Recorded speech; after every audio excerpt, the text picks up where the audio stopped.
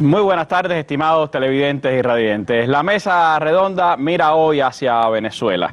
El proceso que está viviendo ese país, la revolución bolivariana bajo asedio, la guerra económica, la guerra mediática y la violencia ejercida por la oposición golpista de derecha en ese país. También, por supuesto, el papel de Estados Unidos y de otros actores en nuestra región. La respuesta de la revolución bolivariana ante las amenazas y ante estos actos violentos. De todo eso estaremos hablando hoy en nuestra mesa redonda, que tenemos el placer de compartir con el excelentísimo señor Ali Rodríguez Araque, embajador de la República Bolivariana de Venezuela en Cuba, un viejo amigo de la mesa redonda. Bienvenido, Ali, esta tarde aquí con nosotros, con noticias frescas como las que se dieron anoche, la convocatoria a las elecciones para la constituyente en julio y la convocatoria para las elecciones regionales en diciembre, y de todo eso estaremos hablando en nuestra mesa redonda de hoy. Así que yo los invito a que nos acompañen en nuestro programa, en el que también, por supuesto, estaremos mirando a importantes acontecimientos latinoamericanos del día de hoy.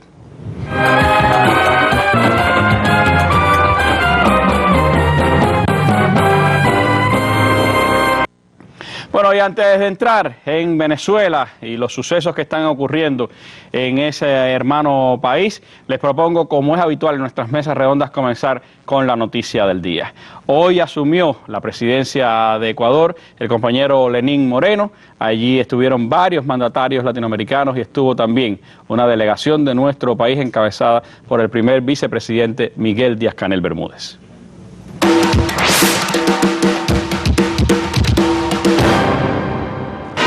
Desde la Asamblea Nacional y con la presencia de diferentes delegaciones de distintas naciones de nuestra Suramérica, el presidente saliente del Ecuador, Rafael Correa, realizó una transmisión de mando.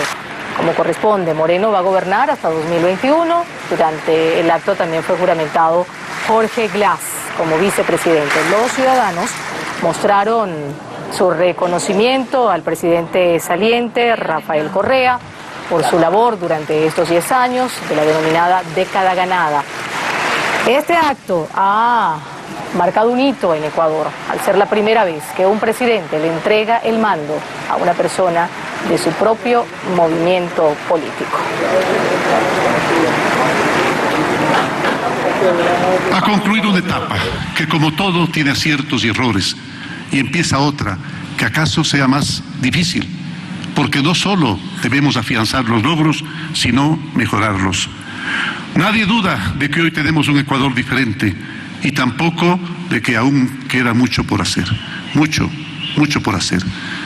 Desde hoy, el futuro.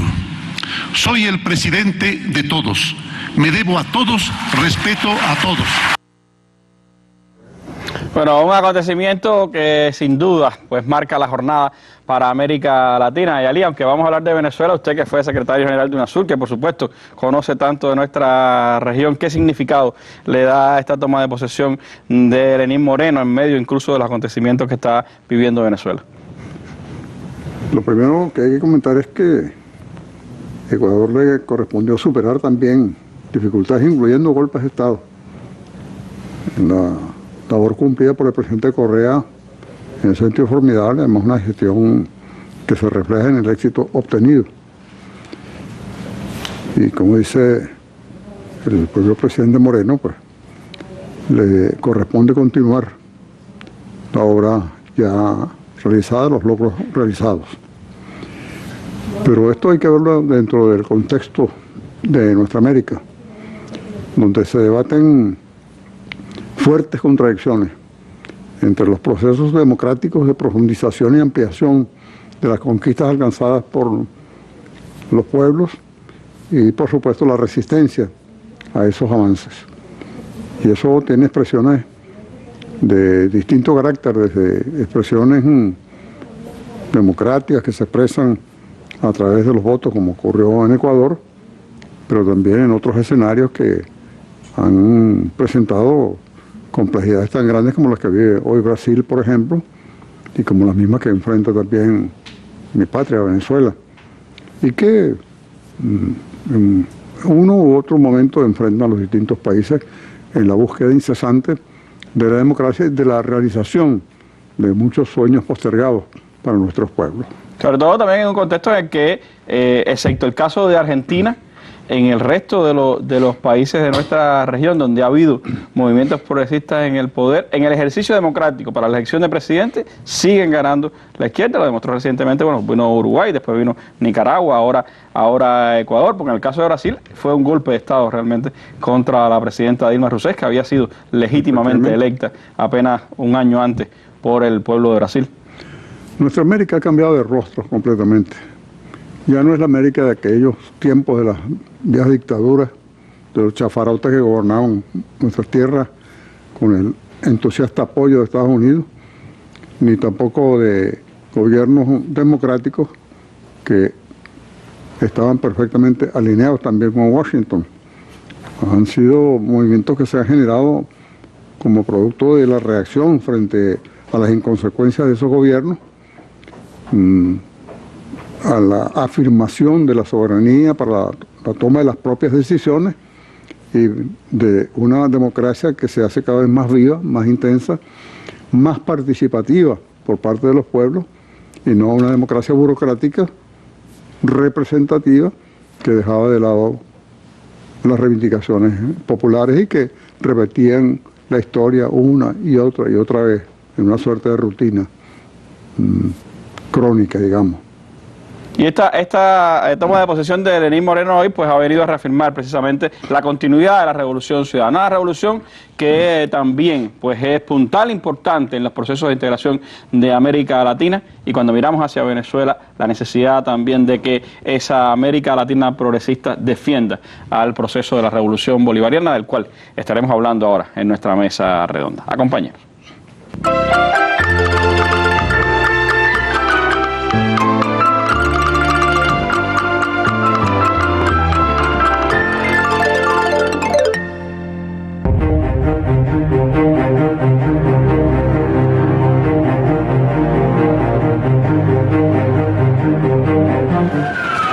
En la actualidad, Venezuela se encuentra bajo la amenaza de acciones terroristas que se enmarcan en el concepto de la guerra no convencional.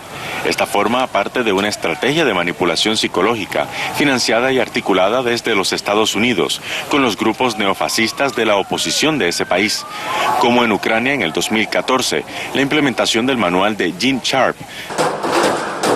Ambos acontecimientos tienen muchos elementos en común. La Plaza Maidán de Kiev fue el escenario de protestas violentas generadas por una amplia base juvenil, conectadas con organizaciones no gubernamentales estadounidenses y europeas.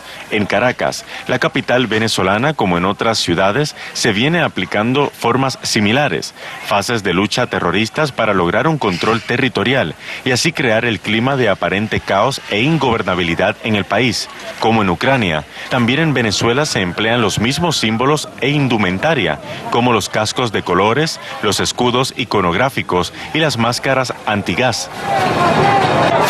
Las llamadas revoluciones de colores se han desarrollado los últimos 25 años como revueltas políticas que mediante discursos de la no violencia y desobediencia pacífica acompañan las movilizaciones de calle hasta conseguir el detonante que lleve al colapso del Estado. La intención es muy clara: insistir en la matriz de opinión según la cual en Venezuela hay una ausencia de democracia y se violan continuamente los derechos humanos.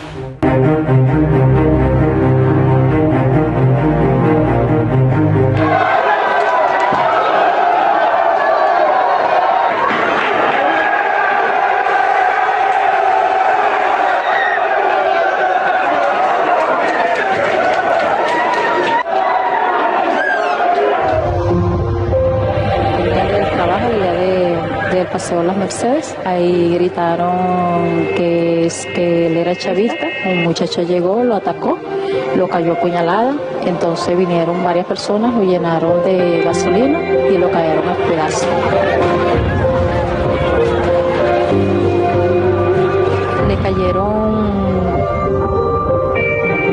como animales prácticamente. De verdad la están mandando porque es un muchacho fuerte. Bueno, este mensaje es para los estudiantes, para decirles que sus mamás están en la calle, aquí estamos las mujeres, porque no están solos, muchachos, ¿me entendieron? No están solos, aquí están todas las mujeres apoyando la lucha porque ustedes son unos valientes. Fuerza, estudiantes, fuerza. Ninguna muerte es en vano. Ninguna muerte es en vano. Ninguna muerte es en vano. Bueno, un elemento que sin dudas está marcando esta situación en Venezuela, Ali, es la creciente violencia que va adquiriendo este intento de golpe de la oposición venezolana. Ya son más de 50 jornadas de enfrentamiento a la revolución bolivariana en esta nueva etapa, y cada vez se vuelven más violentas estas manifestaciones. Pero van combinadas con ese ejercicio de, como se decía, de la llamada guerra no convencional, el intento de mostrar imágenes y demostrar supuestos rostros de diversos sectores de la sociedad venezolana. ¿Cómo se ha ido entronizando el factor violencia dentro de esta mirada que la oposición está haciendo al intento de derrocar la revolución bolivariana? Hay que decir que esto es una guerra que cada vez se hace más convencional, porque se ha cubierto una parte que es característica de toda guerra. No recuerdo de quién es la frase de que en la guerra lo primero que muere es la verdad. La verdad. Y basta leer la prensa internacional, oír los medios, ver estas cosas, cómo las deforman, cómo las transforman, cómo esta tea humana en que transformaron a un muchacho de 21 años en Venezuela no es presentada como noticia de primer orden para conmover al ser humano en los medios internacionales. Se silencian, como se silencian muchos otros crímenes, porque se busca precisamente matar la verdad y presentar una mentira como verdad. Eso forma parte pues, de lo que hoy enfrentamos en Venezuela. Hay que tomar en cuenta que en el caso nuestro enfrentamos como dos grandes vertientes del plan de Estados Unidos y las oligarquías internas. En primer lugar, se busca a través de una estrategia aislarnos internacionalmente, a través de esta campaña de mentiras, y con apoyos de ciertos gobiernos muy obsecuentes con los Estados Unidos.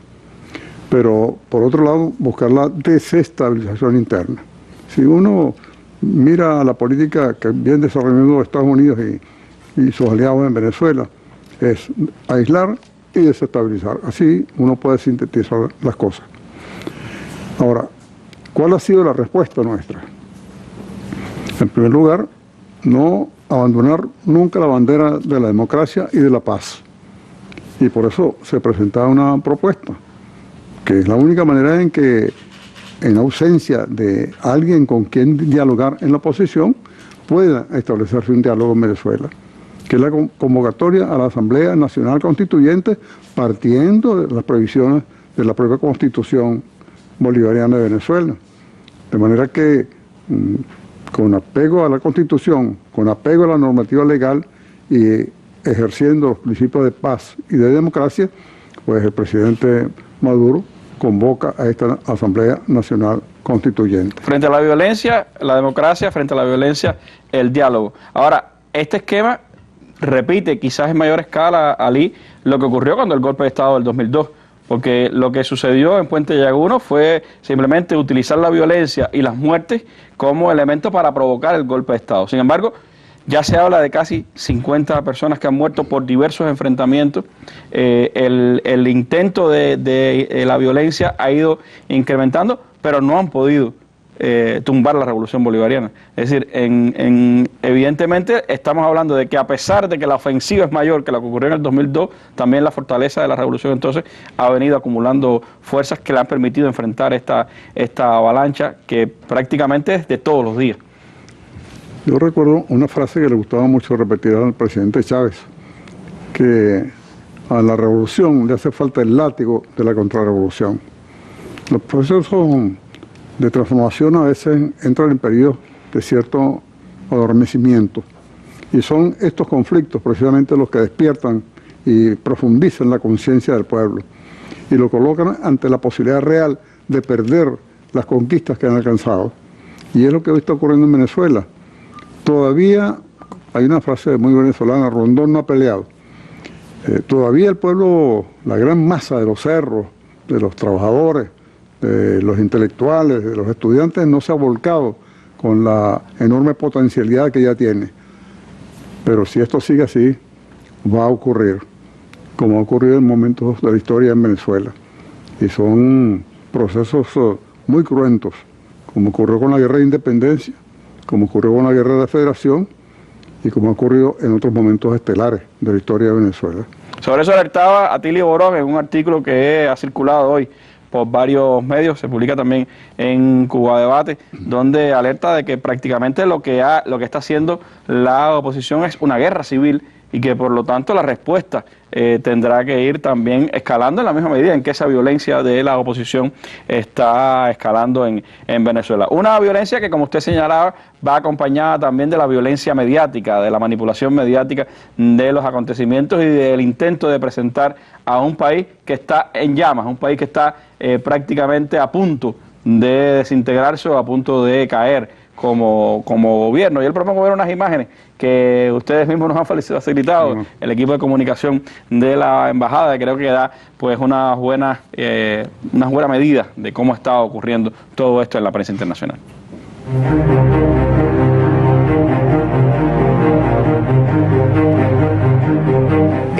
Allí hay que dejar muy claro que el mecanismo de lucha en el cual nosotros estamos creyendo no involucra, por ejemplo, la capucha, no involucra la quema de cosas, ni involucra la violencia ni las agresiones a los funcionarios policiales.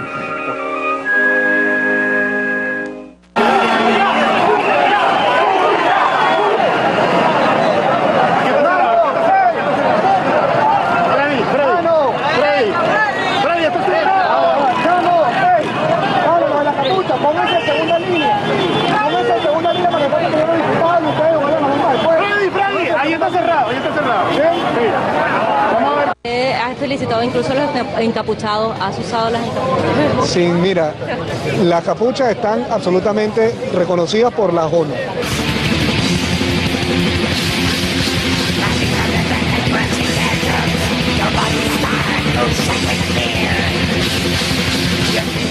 Reconocidas por la ONU, por la ONU, por la ONU.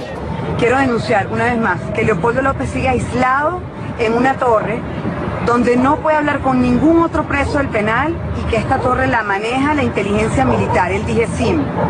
El trato que le dan a estos custodios es cruel. Leopoldo se mantiene encerrado en una celda durante todo el día. Lo sacan de una celda y lo meten en otra. Lo sacan de esta celda y lo meten en la otra. Lo sacan de esta celda y lo meten en la otra. Y cada vez que lo pasan de una celda a otra lo desnudan. Le hacen requisas, 4 o 5 requisas diarias. En estas requisas lo desnudan con trato cruel y amenazante. Nunca ha sido mujer buena. El más amplio análisis de los acontecimientos que marcan al mundo, con reconocidos periodistas y especialistas de temas globales y regionales. Los temas internacionales en la mesa redonda. Nuestras armas son las ideas. Bueno, las imágenes dicen más que 1000 palabras, Ali, pero evidentemente el uso sistemático de la mentira se ha convertido también en un arma incesante de esa oposición golpista contra la revolución bolivariana. Bueno, recuerdo el día que prácticamente mataron a Leopoldo López en un tuit del famoso Matacura, y que se convirtió en declaraciones hasta de Marco Rubio en Estados Unidos diciendo que él sabía que estaba siendo conducido a un hospital Leopoldo López. Muy gravemente. Es parte de una campaña en que Venezuela se convierte prácticamente en titular en casi todos los grandes medios de comunicación imperiales y de los centros de poder de Estados Unidos y en Europa. A pesar de grandes y graves problemas que estaban ocurriendo en la humanidad, Venezuela trata de ser centro de esa manipulación.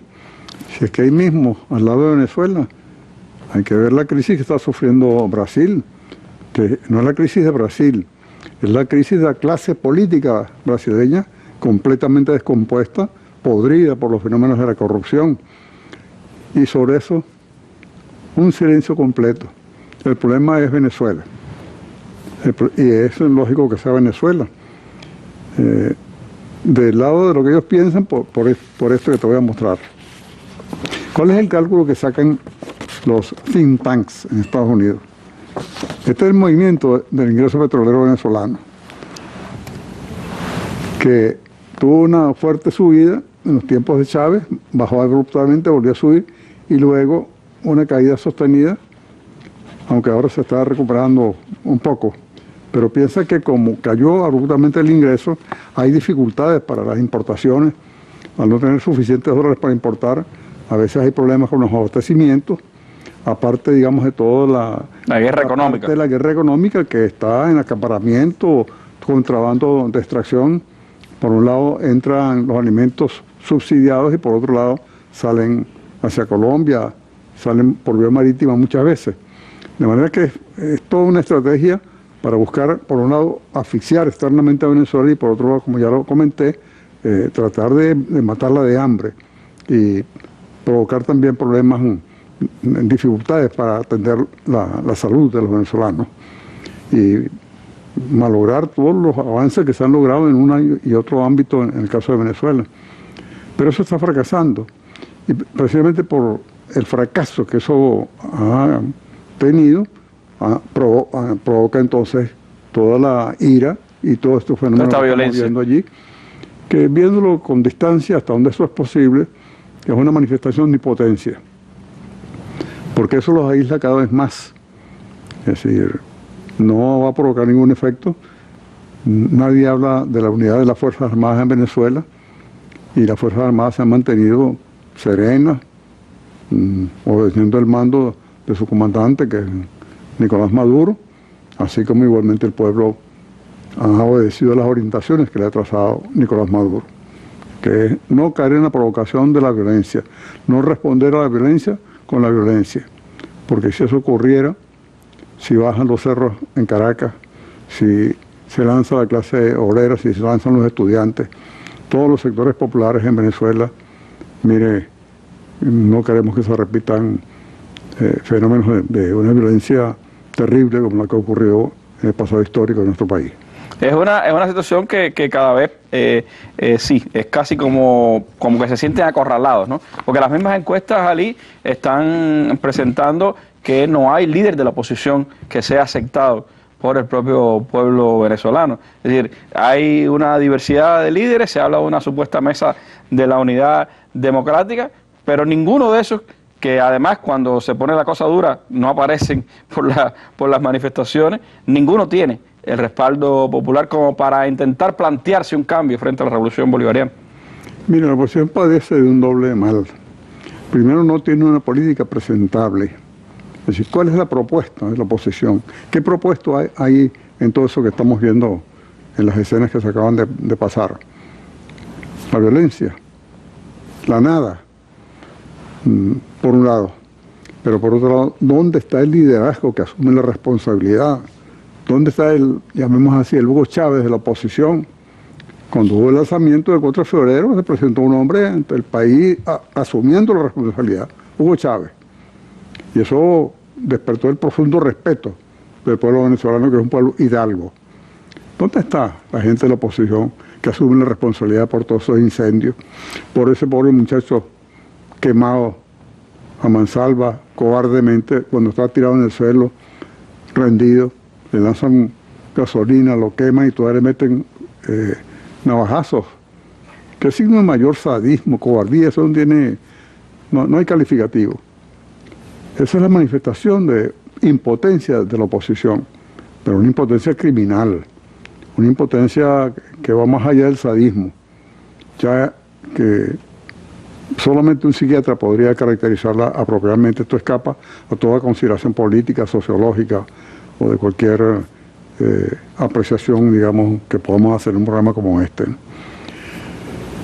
Del lado del gobierno, de las fuerzas revolucionarias, creo que se ha manejado muy bien la situación.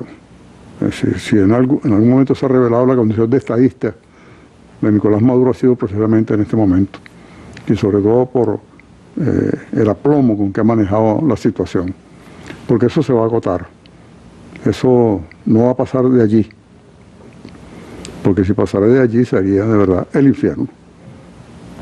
No creo que va a pasar y eso se va a extinguir como se van a extinguir las llamas de todos esos incendios que están provocando. ¿Cómo eso se conecta con lo que a escala internacional está ocurriendo, con los intentos de presión desde gobiernos, desde el imperio, desde la Organización de Estados Americanos? Sobre eso le propongo hablar en el próximo segmento de nuestra mesa redonda. Vamos a hacer un breve alto, Ali, y regresamos con ustedes.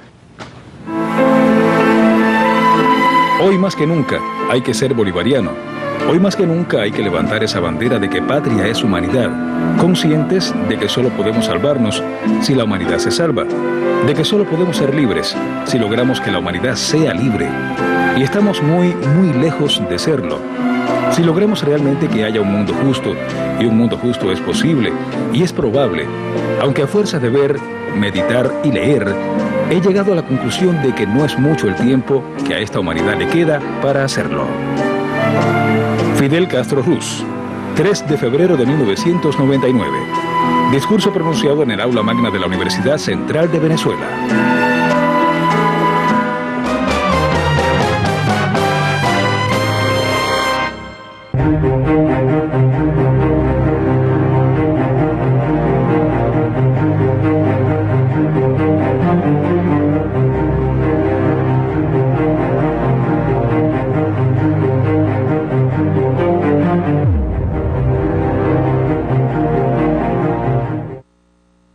Bueno, en varios escenarios internacionales se han dado también elementos y acciones de violencia contra las representaciones diplomáticas venezolanas. En estos días veíamos sobre todo el caso de Madrid, lo que ocurrió en España, el intento de agresión incluso contra el personal diplomático venezolano en España, asusado por elementos antibolivarianos, antivenezolanos en esos países. Pero es parte de un contexto en el que evidentemente lo que se trata también es de aislar en el plano internacional, como usted decía, Ali, a Venezuela.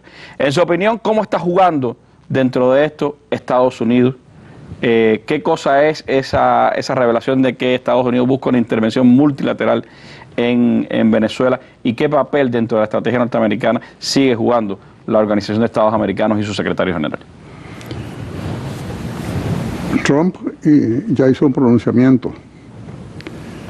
Ellos trazan una línea, los demás la siguen. Tenía a su lado a nuestro vecino de Colombia, el presidente de la hermana República de Venezuela. Y a veces hay que oír más lo que no se dice que lo que se dice. Santos apareció allí silencioso, no habló.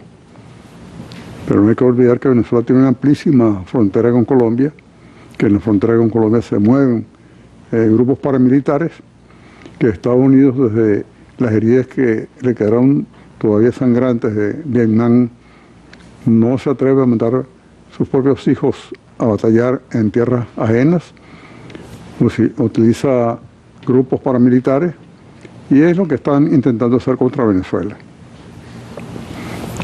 Nada extraño tiene que aparezcan quinta columnas, producto, digamos, de estas estrategias que suele aplicar Estados Unidos. La aplican en otros países, nada extraño tiene que la practiquen en Venezuela, incluso que formen simulacros para tratar de buscar una intervención ya multilateral como el que él desea. No dice que va a intervenir por razones humanitarias como lo han hecho en otros países, por algo será. Lo que tienen que tener muy en cuenta es algo. Si estudian un poco la historia de Venezuela y la historia de América, van a descubrir que los conflictos en Venezuela no se confinan a Venezuela. Son conflictos que, aquella frase de Mao Zedong, como la chispa que puede incendiar toda la pradera, porque la pradera de nuestra América está muy seca. Cualquier chispa la puede incendiar. En muchos de los países de nuestra América hay problemas mucho más agudos que los que puede tener Venezuela. Venezuela tiene una cantidad de conquistas sociales. Allí no hay realmente un conflicto social, porque si algún país superó significativamente el fenómeno de la pobreza, logró reducirla significativamente y logró reducir en buena medida la desigualdad, fue Venezuela. Esos fenómenos que tanto castigan a los pueblos de nuestra América. Pero ahí tienen algo que tienen que estudiar un poco. Yo les recomiendo que estudien la historia de Venezuela, estudien la historia de América y que tengan muy en cuenta que un problema que estalle, que cobre mayor dimensión en Venezuela, no se va a detener en las fronteras de nuestro país, va a ir mucho más allá. En ese escenario de intervención multilateral en Venezuela, en el que el Comando Sur está jugando un papel fundamental, bueno, se ha revelado, por supuesto, las reuniones del jefe del Comando Sur con el señor Almagro y también con elementos de la llamada Mesa de la Unidad Democrática, esta oposición golpista en Venezuela. Ahora, ha habido también un enfrentamiento a nivel diplomático en la OEA, donde definitivamente Venezuela pues decidió salirse de este Ministerio de Colonias Yanquis. Sin embargo, no le ha salido, a pesar de que han tenido quizás las posibilidades numéricas de hacerlo, Ali, no han podido finalmente tampoco llevar hasta el final esta estrategia dentro de la OEA. Incluso ahora la propia situación de Brasil creo que les ha complicado la propia reunión de cancilleres que tenían pensado hacer, ¿no? Convocada la reunión de presidente para Brasil y tuvieron que suspenderla porque ¿cómo hacen una reunión de presidentes, de altos representantes que tenían todo un concierto, una aquelarre contra Venezuela, y de pronto pues el anfitrión entra en un problema como el que está enfrentando actualmente Brasil? De manera que tienen que tener mucho cuidado con Venezuela. No se les escape esta cosa de las manos y entonces se les prende la guerra de los 100 años, como dijo una vez Fidel.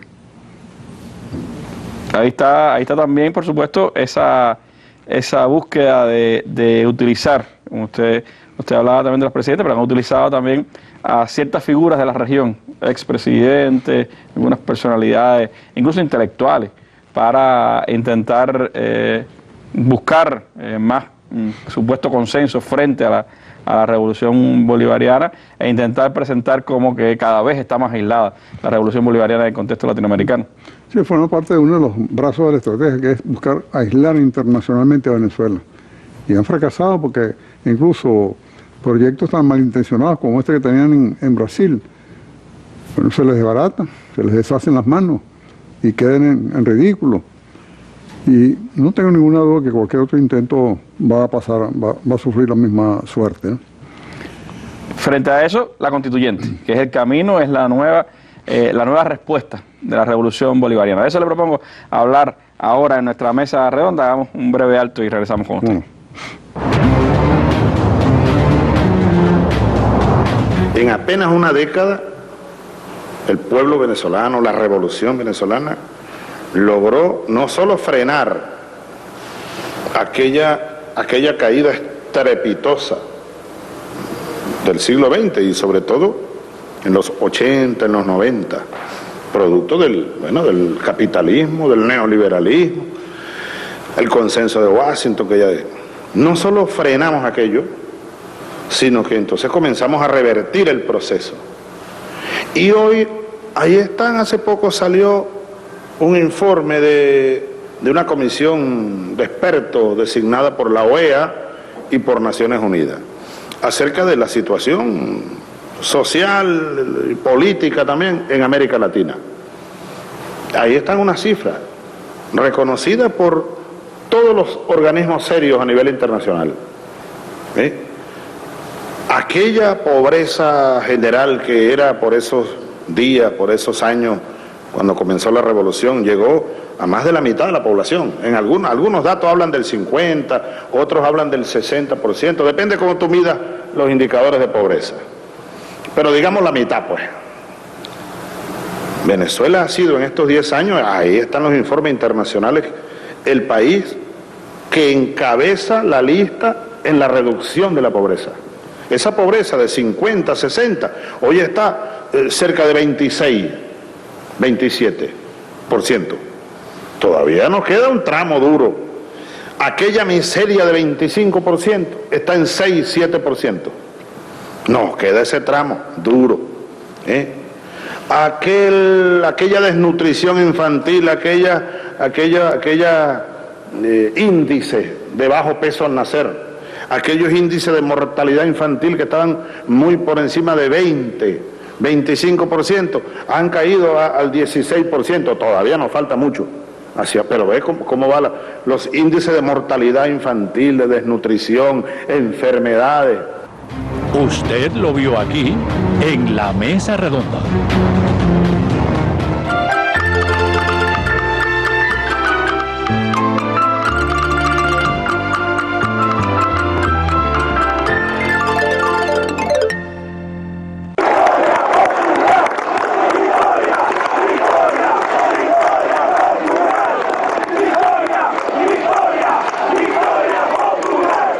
De mayo, anuncio que en uso de mis atribuciones presidenciales como jefe de Estado constitucionales de acuerdo al artículo 347, convoco al poder constituyente originario para que la clase obrera y el pueblo en un proceso popular constituyente convoque una Asamblea Nacional Constituyente. Asamblea Nacional Constituyente. Con el pueblo, con la clase obrera. La paz.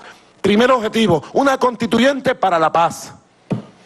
Segundo objetivo, ampliar y perfeccionar el sistema económico venezolano para dejar dibujado e instalado un nuevo sistema económico post-petrolero. En tercer lugar, constitucionalizar todas las misiones y grandes misiones creadas por el comandante Chávez y la revolución. La vivienda, la salud, la educación, la cultura. En cuarto lugar, el tema de la seguridad y de la justicia y del funcionamiento del sistema de justicia, seguridad y protección del pueblo. Todo lo que es el sistema policial, investigativo, preventivo, el sistema penitenciario, el sistema judicial, las nuevas penas. Yo sobre eso tengo una visión que la haré conocer a la comisión, no la voy a adelantar ahora. Sobre la guerra contra la impunidad y las penas, duras penas contra delitos como la violación, el secuestro, el homicidio y otros más. La lucha contra el terrorismo, aquí no aparece. Contra el terrorismo y el narcotráfico en toda su forma. Una gran tarea, además, necesaria y bonita para la patria. En quinto lugar, el tema de las nuevas formas de la democracia participativa y protagónica. Constitucionalizar las comunas y consejos comunales. Dar espacio a nuevas formas de democracia protagónica, participativa y directa. Defender la soberanía nacional y rechazar el intervencionismo. Agregar un capítulo sobre derechos y deberes de la juventud venezolana. Trabajar para prevenir los efectos del cambio climático. Bueno, así proclamaba a principios de este mes Nicolás Maduro ese llamado a la Asamblea Constituyente. Una jugada que al menos a mí, desde mi perspectiva, Ali, me llevó a pensar que le había movido la mesa completamente a la oposición venezolana y que constituyó un paso audaz de la revolución, una respuesta audaz de la revolución frente a esta violencia, frente a este intento de derrocar a la revolución bolivariana. ¿Cómo ves este paso? ¿Cómo ves el hecho de que ya ayer el ente electoral haya aceptado la propuesta de Maduro para cómo hacer formalmente toda la convocatoria y haya decidido que en julio serían las elecciones para esta Asamblea Nacional Constituyente? Efectivamente, la única forma de darle una salida pacífica a esta crisis que estamos confrontando, y en un momento en el cual el gobierno no tiene dialogantes, ¿sí?, invita a la oposición a dialogar y se niega. Incluso el propio Papa Francisco reconoció que no había podido haber diálogo porque la oposición no aceptaba el diálogo. Efectivamente, ¿qué hacer entonces? No se puede quedar cruzado de brazos el gobierno y el jefe de Estado, porque para eso es jefe de Estado. Tiene que buscar una salida a la situación. Y para un hombre de pensamiento democrático, de pensamiento progresista, revolucionario, no puede haber otra salida que no sea con el pueblo. Convocar al pueblo a que el pueblo decida a través de una Asamblea Nacional Constituyente. Ya se están detallando todos los mecanismos, las fórmulas para la convocatoria de la Asamblea. Ya se sabe que van a ser 540 miembros de la Asamblea, cómo están divididos por sectores, por regiones. Va a haber representación regional y representación sectorial. Sectorial, sí. De manera que entonces haya el máximo de representatividad o de participación de todos los sectores de la sociedad venezolana. De manera que entonces sea una salida democrática, pacífica, positiva, a una situación en la que la oposición, como decimos en Venezuela, trancó el serrucho. Hay que buscar la salida. Y la salida tiene que ser con el pueblo, no puede ser distinta al pueblo.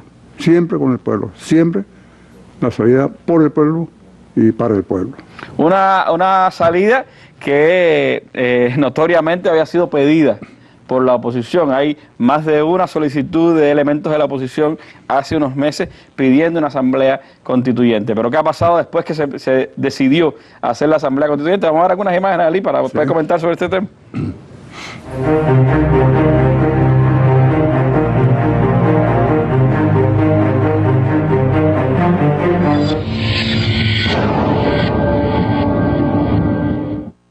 Creemos que la constituyente es la forma de reencontrar al país en los grandes consensos que nos permitan resolver esto. Yo estoy convencida y enamorada del poder constituyente. Hablar de un proceso constituyente no es para cambiar las bases del proyecto de país. Yo he planteado la Asamblea Nacional Constituyente como la herramienta que tenemos para unir a Venezuela. Yo creo que la mejor muestra de que el gobierno no podría ganar una constituyente de ese tipo es porque no la han activado. Porque el gobierno, teniendo ellos cómo hacerlo, el gobierno podría mañana mismo, Nicolás Maduro, hacer una rueda de prensa con el Consejo de Ministros y decir, aquí hay un proceso constituyente.